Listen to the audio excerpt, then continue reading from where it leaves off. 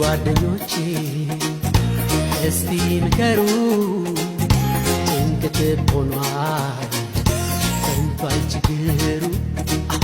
ተጨንቄያለሁ ብቻዬን እኔ የጎረቤት ልጅ ወድጄ ባይኔ ጓደኞቼ